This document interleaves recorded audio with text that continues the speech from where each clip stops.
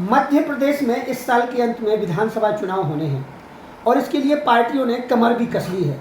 खास तौर पर भारतीय जनता पार्टी जो लंबे समय से प्रदेश की राजनीति में सत्ता पर काबिज है और अभी भी वह सत्ता के लिए लगातार प्रयास कर रही है और खास तौर पर अभी उसने संगठन के चुनाव में और प्रदेश कार्यकारिणी को लेकर बड़ा फेरबदल किया है और उसमें वर्तमान में 3 फेरबदल किए हैं, जिसमें से एक छतरपुर जिले की जो पूर्व विधायक रही हैं श्रीमती ललिता यादव जी, तो ललिता यादव जी को प्रदेश उपाध्यक्ष का कार्यभार सौंपा गया है और इस जिम्मेदारी के साथ आज हम सीधा साक्षात्कार उनसे करेंगे कि इस जिम्मेदारी को लेकर आखिर अब प्रदेश की रणनीति क्या है और भारतीय जनता पार्टी प्रदेश पर सत्ता पर फिर से दोबारा काबिज होने के लिए किस स्तर पर तैयारियां कर रही है। आपको सर्वप्रथम इस जिम्मेदारी के लिए, इस प्रदेश उपाध्यक्ष बनाए जाने की बहुत बहुत बधाई हो। आपको बहुत बहुत धन्यवाद। अच्छा, ये बताइए कि ये जो हम सीधे सीधे यही राजनीति पर आते हैं कि वर्तमान में आप प्रदेश उपाध्यक्ष के पद पर आपका जो नियुक्त किया गया है और इसके पहले आपने विधानसभा का कार्यकाल देखा, विधायक के तौर पे आप रही हो और लंबे समय से आपका राजनीति का जो नज़रिया है, राजनीति का जो अनुभव है, तो क्या उसी को लेकर आपको इतनी बड़ी जिम्मेदारी सौंपी गई है? देखिए, सबसे पहले तो मैं आपके चैनल के माध्यम से भारतीय जनता पार्टी के राष्ट्रीय नेतृत्व को, भारतीय जनता पार्टी के प्रदेश नेतृत्व को, हमारे प्रदेश अध्यक्ष माननीय BD शर्मा जी को, हमारे प्रदेश के SSP माननीय शिवराज सिंह चौहान जी को और हमारे प्रदेश के संगठन महामंत्री माननीय हितानंद शर्मा जी को मैं धन्यवाद देती हूँ, जो उन्होंने इतना बड़ा दायित्व मुझे सौंपा है और जो मुझ पर उन्होंने विश्वास जताया है। अभी आपने कहा कि 2023 में चुनाव हैं, भारतीय जनता पार्टी ने मुझे प्रदेश मंत्री से उपाध्यक्ष का दायित्व सौंपा है, तो निश्चित ही भारतीय जनता पार्टी एक ऐसी पार्टी है, पार्टी को कार्यकर्ता की परख है और पहचान है। कौन सा कार्यकर्ता भारतीय जनता पार्टी के लिए मजबूती से काम कर सकता है, तो भारतीय जनता पार्टी को इसकी बहुत अच्छे से परख है। आज भारतीय जनता पार्टी विश्व की सबसे बड़ी पार्टी है और देश के हमारे यशस्वी प्रधानमंत्री माननीय नरेंद्र मोदी जी केवल देश के नहीं पूरे विश्व के सबसे बड़े ताकतवर नेता हैं। हम ऐसी पार्टी के कार्यकर्ता हैं। भारतीय जनता पार्टी 2023 का मिशन लेकर 2024 का मिशन लेकर के जिस तरह से हमारी पार्टी ने काम करती है और काम कर रही है, हम बूथ पर मजबूत होंगे तो हम विधानसभा पर मजबूत होंगे और जिले पर मजबूत होंगे और हम प्रदेश में मजबूत होंगे। बूथ सशक्त होगा तो पार्टी सशक्त होगी, बूथ जीतेंगे तो हम चुनाव जीतेंगे। इस मिशन को लेकर के भारतीय जनता पार्टी ने जो काम बूथ लेवल पर शुरू किया है, हमारे बूथ पर हमारे बूथ अध्यक्ष, बूथ महामंत्री और हमारे BLA और इस तरह से पन्ना हमारे प्रमुख हम लोगों ने बनाए। बूथ पर पन्ना समिति है जो सतत भारतीय जनता पार्टी को सतत बनाने के लिए काम कर रही है। साथ ही भारतीय जनता पार्टी के जो लाभार्थी हैं, जो भारतीय जनता पार्टी की योजना का लाभ बूथ पर ले चुके हैं, उनको हम बताएंगे भी कि भारतीय जनता पार्टी ऐसी पार्टी है कि विकास कर सकती है, काम कर सकती है और साथ ही गरीबों का कल्याण कर सकती है, महिलाओं का कल्याण कर सकती है। इसलिए हमारे लिए जो चैलेंज होगा लोगों का कि भारतीय जनता पार्टी की हम उपाध्यक्ष होने के नाते भारतीय जनता पार्टी की सरकार मध्य प्रदेश में बने और हमारे छतरपुर जिले की जो 6 सीटें हैं, 6 की 6 सीटें हम जीत कर जाएं, ये हमारा मिशन है। आपने जो महिला कल्याण की बात की, तो प्रदेश में दोबारा से क्या महिलाओं को वर्चस्व प्रदान करने के लिए, उनको और ज़्यादा आगे बढ़ाने के लिए शायद आपको पद सौंपा गया हो, ऐसी कोई रणनीति सरकार की मुझे लगती है। तो आपने अभी जैसे सभी सीटें जीतने की बात की, तो एक सबसे बड़ा सवाल मेरे जो जहन में आता है कि ये पिछली बार एक बार जब आपको यहाँ से स्थानांतरित करके आपको बड़ा मलहरा सीट प्रदान की गई थी, तो उस समय प्रदेश की राजनीति में खास तौर पर बुंदेलखंड में यहाँ पर यह असर पड़ा था कि वहाँ पर हार का सामना करना पड़ा था। तो ये व्यापक जो फेरबदल हुआ था, इससे कहीं ना कहीं भाजपा को यहाँ चोट खानी पड़ी थी। तो इस बार दोबारा से क्या लगता है कि आप उस खाई को पाट पाएंगी और यहाँ पे आपको जो जिम्मेदारी मिली है, आप यहाँ की संगठन की मजबूती के लिए प्रयास कर पाएंगी, सफलता दिला पाएंगी यहाँ पर? देखिए, भारतीय जनता पार्टी, आपने कहा कि महिलाओं को सशक्त बनाने के लिए कौन से काम कर रही है। हम सबको पता है कि आज लाडली लक्ष्मी दिवस था। हमारी सरकार ने 2007 में लाडली लक्ष्मी योजना बनाई। आज वो दिख रहा है, हमारे 42.5 लाख बेटियां लाडली हैं। और अभी हाल ही में हमारे शिवराज सिंह चौहान जी ने लाडली बहना योजना बनाई, जो हमारे ज़िले में ही 3 लाख से ऊपर फार्म आ चुके हैं।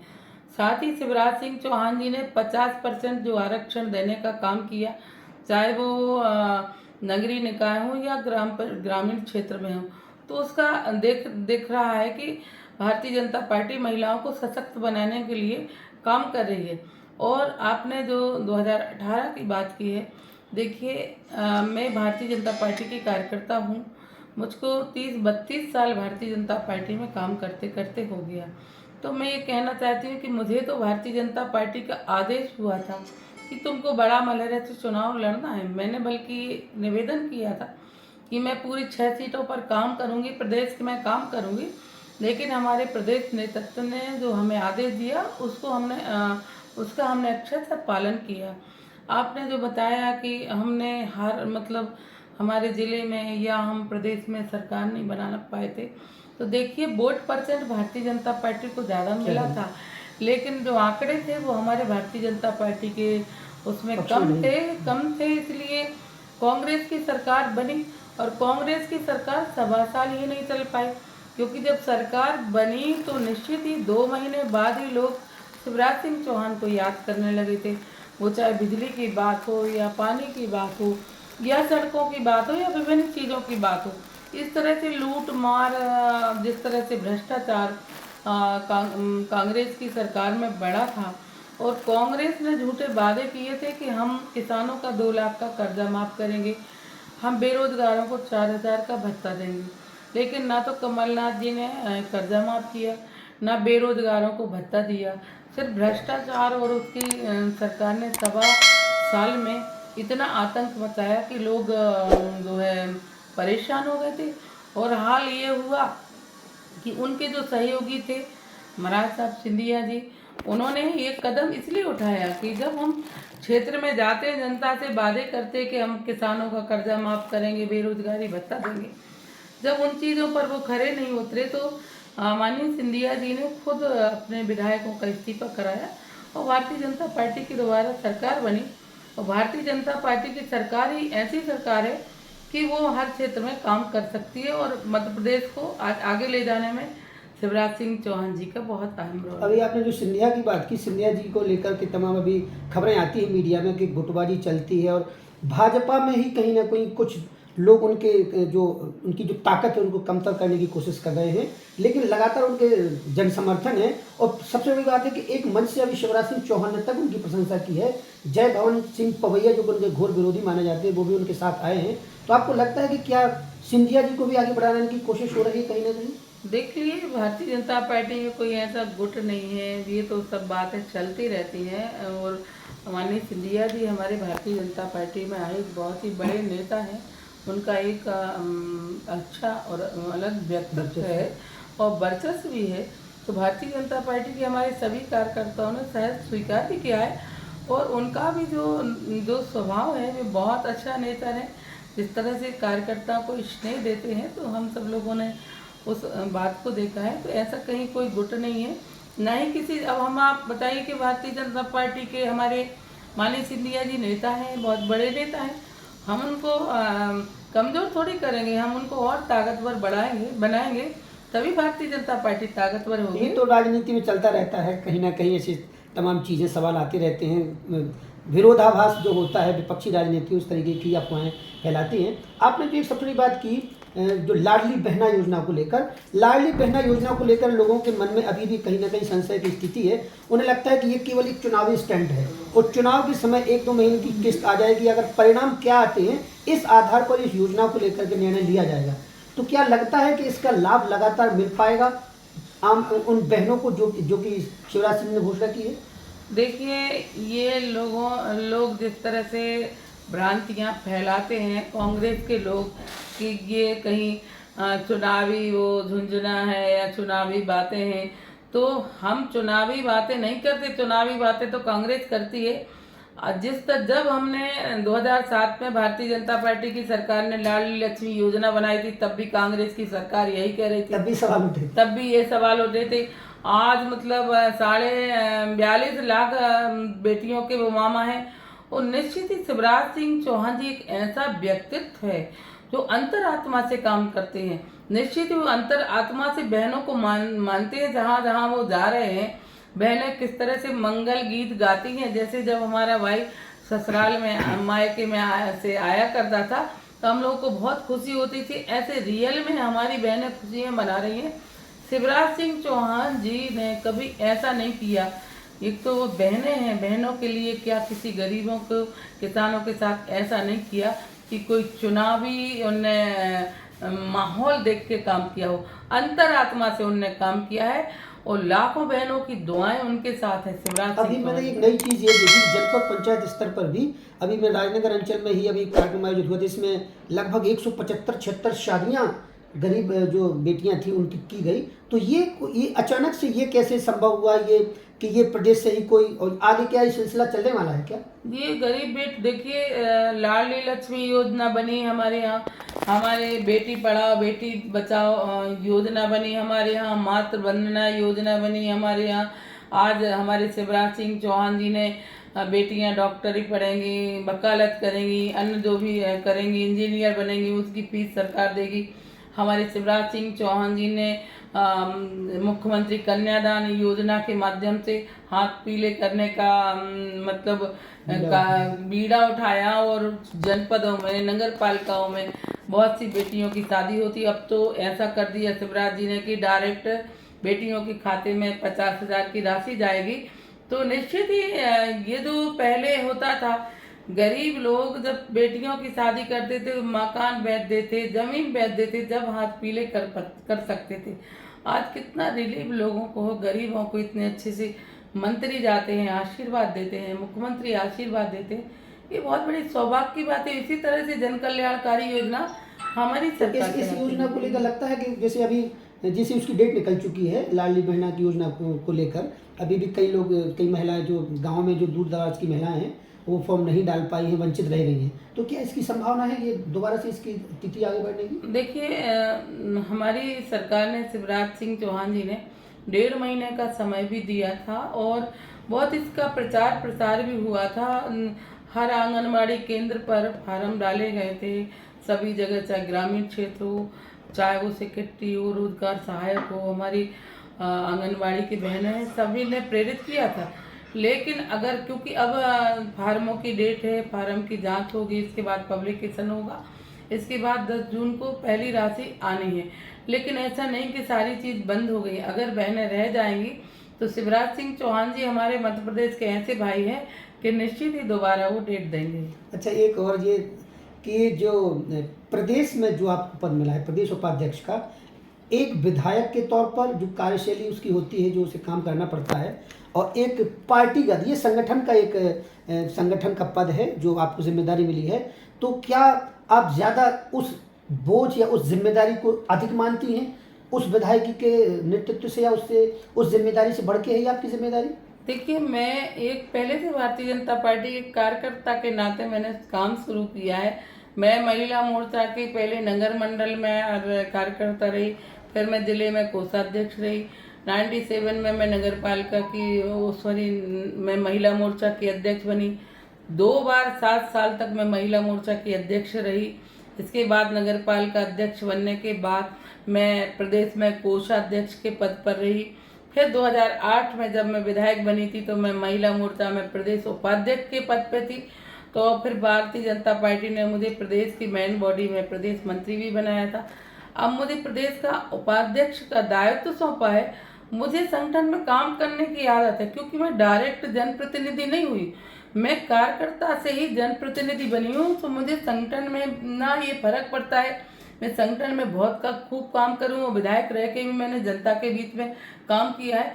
तो काम करने वाले को कहीं ऐसा ना लोड पड़ता, ना फर्क पड़ता है। अच्छा लगता है, पार्टी आगे बढ़े, मैं यही ईश्वर से काम। इस दायित्व के साथ मान लीजिए अगर आपको फिर से अगर विधायकी के चुनाव के लिए आगे अगर चर्चा होती है, आपके नाम की भी चर्चा चल रही है, अगर ये दायित्व भी अगर आपको मिलता है तो क्या आप न्याय कर पाएंगे उससे? देखिए, मान लो की बात नहीं है, और निश्चित ही पार्टी हमें आशीर्वाद देगी, और निश्चित ही पार्टी हमें विधानसभा के पार्टी चुनाव को लेकर कराएगी। सबसे ज़्यादा चर्चा होती है, तमाम चेहरे सामने आ रहे हैं, कांग्रेस की तरफ से भी, बीजेपी की तरफ से भी, लेकिन सबसे ज़्यादा जो चेहरा उभर कर आता है आपका आता है। आपने लगातार यहाँ पर 2 पंचवर्षीय में यहाँ पर विधानसभा कार्यकाल देखा है, हम छतरपुर के कामकाज को देखा। अभी आप जैसे चर्चा कर रही थी, बहुत बेहतरीन विकास कार्य हुए हैं, कई कॉलोनियों में हमने देखे हैं, कुछ बदलाव दिखता है छतरपुर में।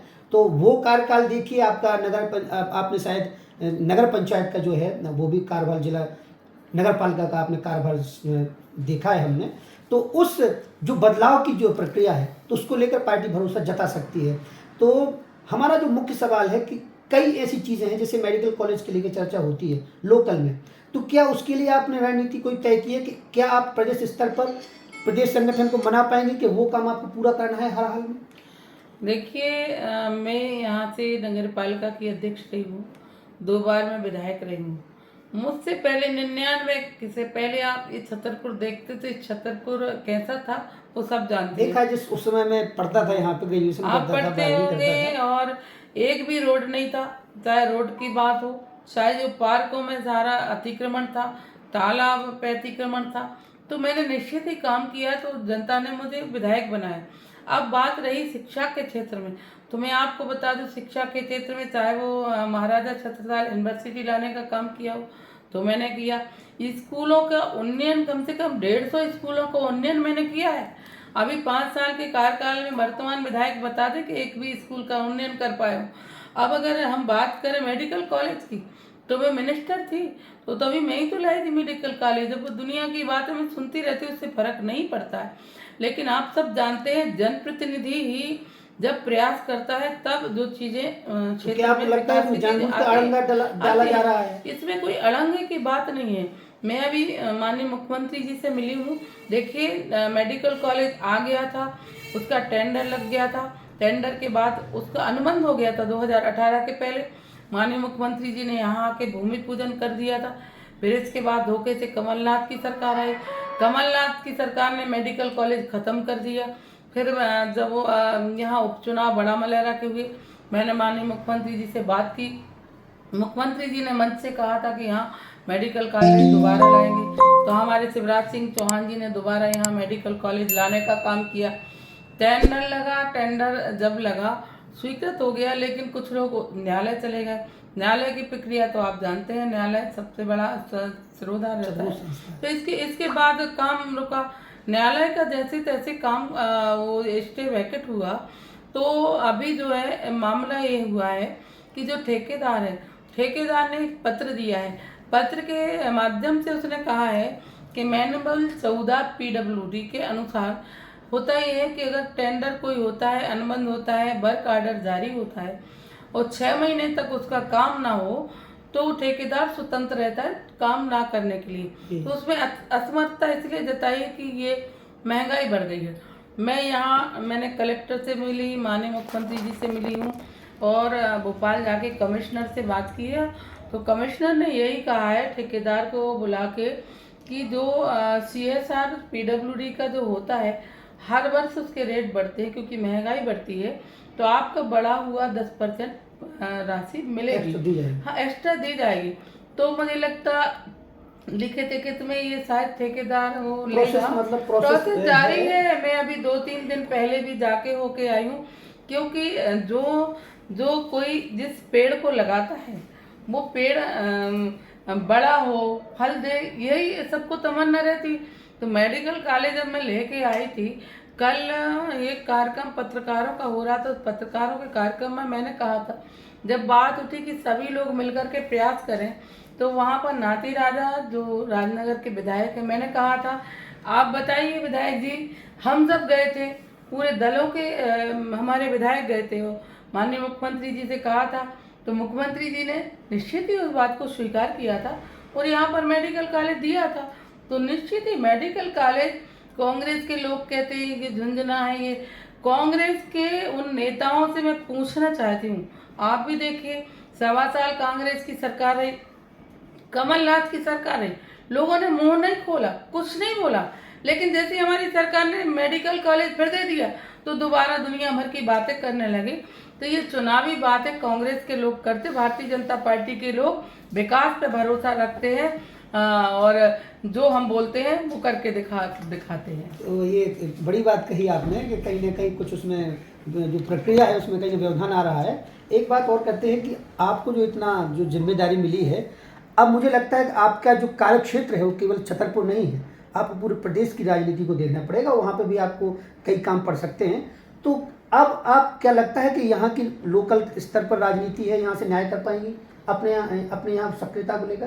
देखिए, मैं प्रदेश में तो अभी भी पदाधिकारी थी, मैं प्रदेश की मंत्री थी और अब प्रदेश की उपाध्यक्ष हुई, अभी भी मैं पूरे प्रदेश में मुझे लगता है पार्टी के जो कार्यशैली है और एक प्रशासनिक जो जिम्मेदारी है उसमें थोड़ा अंतर होता है। मुझे लगता है आपकी सक्रियता बढ़ जाएगी शायद। मैं तो पार्टी की कार्यशैली से चल रही हूँ अभी, और जब मैं विधायक रही, मिनिस्टर रही, तो मैं पार्टी की कार्यशैली से चली हूँ, क्योंकि अगर जो भारतीय जनता पार्टी का कार्यकर्ता से अगर विधायक बने, नगर पालिका अध्यक्ष बने, तो उसकी शैली हमेशा पार्टी की रहेगी। तो मुझे प्रदेश की जो राजनीति में महिलाओं की जो सहभागिता है उसमें गिने चुने उंगलियों पर गिने जाने वाले चेहरे हैं, उसमें से एक बड़ा नाम आप भी हैं। महिलाओं को कहीं ना कहीं बीजेपी में आगे बढ़ाने का काम किया जा रहा है।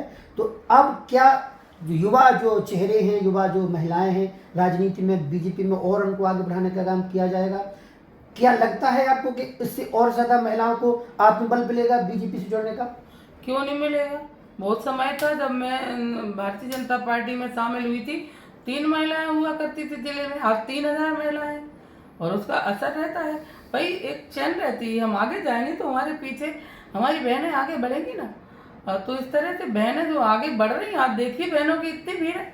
जब मैं भारतीय जनता पार्टी में थी 3 महिलाएं हुआ करती थी, आज जिस तरह से महिलाओं को एक लगता है कि भारतीय जनता पार्टी एक कार्यकर्ताओं को आगे बढ़ाती, तो महिलाएं दीदान और लगन से काम करती। वो आज भी हमारी 50% की आबादी है हमारी बहनों की, महिलाओं की।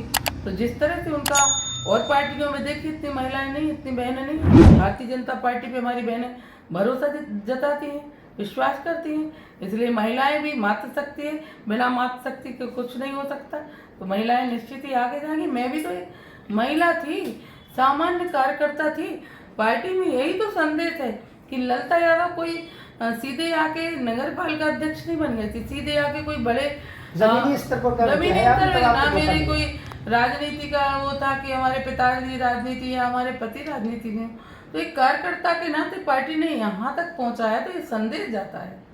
तो अब एक और सवाल बस ये है कि लोकल में जो है प्रदेश की राजनीति को लेकर, खासतौर पर छतरपुर एक ऐसा अंचल है जहाँ पर प्रदेश में भले ही बीजेपी की सरकार हो, लेकिन यहाँ पर वर्चस्व कांग्रेस का दिखता है ज़्यादातर सीटों पे। इस बार सारी सीटों पर बीजेपी को जिताने के लिए क्या रणनीति है आपकी खासतौर? हमारी रणनीति है बूथ पर, जो हमने बताया कि बूथ अध्यक्ष, पन्ना समिति, पेज प्रमुख, हर कार्यकर्ता हमारे बूथ पर काम कर रहे हैं, बूथ को मजबूत कर रहे हैं। और बूथ जीता और चुनाव जीता, तो हमारी अब की बार जो रणनीति तो ओपन नहीं की जाती, लेकिन हम अपना काम और वर्क कह सकते हैं। तो निश्चित ही भारतीय जनता पार्टी जो छतरपुर जिले में 6 सीटें हैं, 6 की 6 सीट पर भारतीय जनता पार्टी काबिज होगी। ये हमारा दायित्व बनता है, कर्तव्य बनता है। भारतीय जनता पार्टी ने जिले को मिनिस्टर भी दिया, प्रदेश पदाधिकारी भी बनाए, तो ये हमारा भी कर्तव्य बनता है। जिले के साथ साथ प्रदेश में तो काम करें, लेकिन जिले में हमारा दायित्व बनता है कि भारतीय जनता पार्टी का परचम पूरे जिले में लहराए और 6 की 6 सीटों पर भारतीय जनता पार्टी चुनाव जीत के जाए और 24 में पूरे जो हमारे तीनों जो हमारे सांसद हैं यहाँ से चुन के जाए और देश में हमारे यशस्वी प्रधानमंत्री नरेंद्र मोदी जी की दोबारा सरकार बने। यही हम लोगों का सपना है और हम लोग सपनों को सौदागर हैं। हम सपना देखते हैं तो हमारे सपने साकार भी होंगे। तो ये कितनी बड़ी बात की कि सपनों के सौदागर हैं, और कितना बड़ा जो संकल्प है इनका कि प्रदेश में खासतौर पर बुंदेलखंड की 6 सीटों पर इन्होंने जीत का दावा किया है, वादा किया है कि बूथ लेवल पर कार्यकर्ताओं को मजबूत किया जा रहा है और कुछ ऐसी रणनीति पर काम किया जा रहा है कि न केवल प्रदेश बल्कि खासतौर पर बुंदेलखंड में बीजेपी का वर्चस्व रहे, प्रदेश में शिवराज सिंह का वर्चस्व रहे और केंद्र में नरेंद्र मोदी माननीय प्रधानमंत्री एक बार फिर से दोबारा से सत्ता में लौटे, ऐसा इनका संकल्प है। और इस संकल्प के साथ आज हमने सीधा सीधा साक्षात्कार किया प्रदेश उपाध्यक्ष के पद पर रही वर्तमान की जो पूर्व विधायक हैं श्रीमती ललिता यादव जी से, और आपका इस साक्षात्कार के लिए बहुत बहुत शुक्रिया, बहुत बहुत धन्यवाद। बहुत बहुत धन्यवाद जो आपने हमारे मन की बात जानी कि भारतीय जनता पार्टी की क्या रणनीति है और भारतीय जनता पार्टी की क्या सोच है और भारतीय जनता पार्टी की कितनी योजनाएं, भारतीय जनता पार्टी किस तरह से विकास कर रही है, वो आप जनता तक पहुंचाएंगे। इसलिए भाई एक चैन रहती है, हम आगे जाएंगे तो हमारे पीछे हमारी बहनें आगे बढ़ेंगी ना। तो इस तरह से बहनें जो आगे बढ़ रही हैं, आप देखिए बहनों की इतनी भीड़ है। जब मैं भारतीय जनता पार्टी में तो 3 महिलाएं हुआ करती थी, आज जिस तरह से महिलाओं को एक लगता है कि भारतीय जनता पार्टी एक कार्यकर्ताओं को आगे बढ़ाती, तो महिलाएं जी जान और लगन से काम करती। वो आज भी हमारी 50% की आबादी है हमारी बहनों की, महिलाओं की। तो जिस तरह से उनका और पार्टियों में देखिए इतनी महिलाएं नहीं, इतनी बहनें नहीं है। भारतीय जनता पार्टी पे हमारी बहनें भरोसा जताती हैं, विश्वास करती हैं। इसलिए महिलाएं भी मातृशक्ति है, बिना मातृशक्ति के कुछ नहीं हो सकता। तो महिलाएं निश्चित ही आगे जाएंगी। मैं भी तो एक महिला थी, सामान्य कार्यकर्ता थी। पार्टी में यही तो संदेश है कि ललिता यादव कोई सीधे आके नगर पालिका अध्यक्ष नहीं बन गई थी, सीधे आके कोई बड़े जमीनी स्तर पर जमीनी स्तर पर ना मेरी कोई राजनीति का वो था कि हमारे पिताजी राजनीति या हमारे पति राजनीति में। तो एक कार्यकर्ता के नाते पार्टी ने यहाँ तक पहुँचा है, तो ये संदेश जाता है। तो अब एक और सवाल बस ये है कि लोकल में जो है प्रदेश की राजनीति को लेकर, खासतौर पर छतरपुर एक ऐसा अंचल जहां पर प्रदेश में भले ही बीजेपी की सरकार हो, लेकिन यहाँ पर वर्चस्व कांग्रेस का दिखता है ज़्यादातर सीटों पे। इस बार सारी सीटों पर बीजेपी को जिताने के लिए क्या रणनीति है आपकी खासतौर? हमारी रणनीति है बूथ पर, जो हमने बताया कि बूथ अध्यक्ष, पन्ना समिति, पेज प्रमुख, हर कार्यकर्ता हमारे बूथ पर काम कर रहे हैं, बूथ को मजबूत कर रहे हैं। और बूथ जीता और चुनाव जीता, तो हमारी अब की बार जो रणनीति तो ओपन नहीं की जाती, लेकिन हम अपना काम और वर्क कह सकते हैं। तो निश्चित ही भारतीय जनता पार्टी जो छतरपुर जिले में 6 सीटें हैं, 6 की 6 सीट पर भारतीय जनता पार्टी काबिज होगी। ये हमारा दायित्व बनता है, कर्तव्य बनता है। भारतीय जनता पार्टी ने जिले को मिनिस्टर भी दिया, प्रदेश पदाधिकारी भी बनाया, तो ये हमारा भी कर्तव्य बनता है। जिले के साथ साथ प्रदेश में तो काम करें, लेकिन जिले में हमारा दायित्व बनता है कि भारतीय जनता पार्टी का परचम पूरे जिले में लहराए और 6 की 6 सीटों पर भारतीय जनता पार्टी चुनाव जीत के जाए और 24 में पूरे जो हमारे तीनों जो हमारे सांसद हैं यहाँ से चुन के जाएं और देश में हमारे यशस्वी प्रधानमंत्री नरेंद्र मोदी जी की दोबारा सरकार बने। यही हम लोगों का सपना है और हम लोग सपनों को सौदागर हैं। हम सपना देखते हैं तो हमारे सपने साकार भी होंगे। तो ये कितनी बड़ी बात की कि सपनों के सौदागर हैं, और कितना बड़ा जो संकल्प है इनका कि प्रदेश में खासतौर पर बुंदेलखंड की 6 सीटों पर इन्होंने जीत का दावा किया है, वादा किया है कि बूथ लेवल पर कार्यकर्ताओं को मजबूत किया जा रहा है और कुछ ऐसी रणनीति पर काम किया जा रहा है कि न केवल प्रदेश बल्कि खासतौर पर बुंदेलखंड में बीजेपी का वर्चस्व रहे, प्रदेश में शिवराज सिंह का वर्चस्व रहे और केंद्र में नरेंद्र मोदी माननीय प्रधानमंत्री एक बार फिर से दोबारा से सत्ता में लौटे, ऐसा इनका संकल्प है। और इस संकल्प के साथ आज हमने सीधा साक्षात्कार किया प्रदेश उपाध्यक्ष के पद पर नहीं, वर्तमान कि जो पूर्व विधायक हैं श्रीमती ललिता यादव जी से। और आपका इस साक्षात्कार के लिए बहुत बहुत शुक्रिया, बहुत बहुत धन्यवाद। बहुत बहुत धन्यवाद जो आपने हमारे मन की बात जानी कि भारतीय जनता पार्टी की क्या रणनीति है और भारतीय जनता पार्टी की क्या सोच है और भारतीय जनता पार्टी की कितनी योजनाएं, भारतीय जनता पार्टी किस तरह से विकास कर रही है, वो आप जनता तक पहुंचाएंगे। इसलिए इसके लिए आपको बहुत बहुत धन्यवाद।